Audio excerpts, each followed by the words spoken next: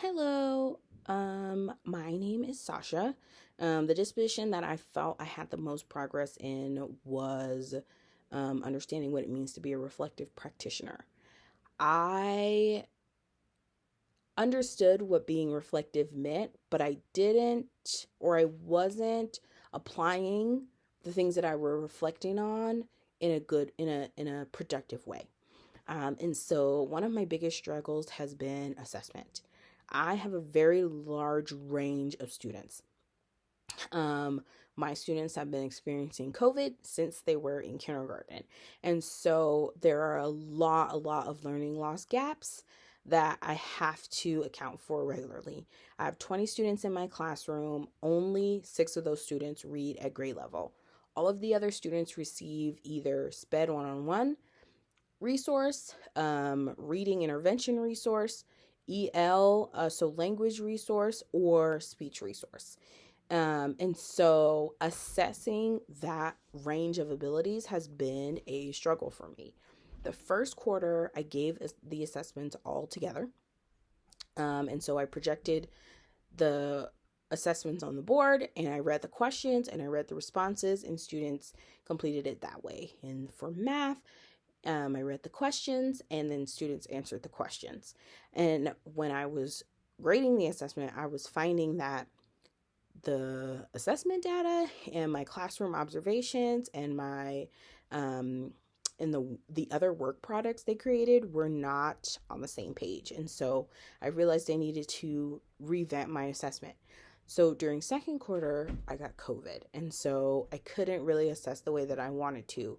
And now we're coming up to the third quarter, and I have cut up the test into chunks. I have tried to stop trying to fit assessment and instruction in the same week because it's just not feasible for me. And then I've also proctored the assessment in small groups. And so whilst children are assessing, I really get to see their thought process because I can see all of their tests while they're doing them.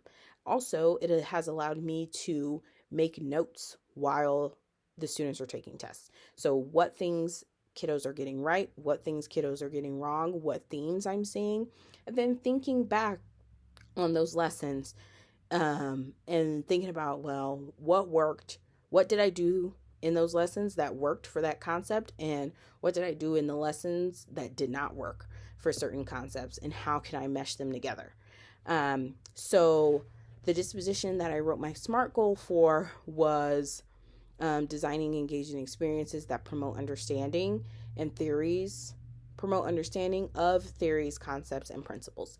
And so I decided that I would set up a recurring meeting with the 2 other teachers that previously taught second grade at my school. And at the end of the week, reflect on what did not work and talk with them about what they did when they taught those specific concepts and what worked for them.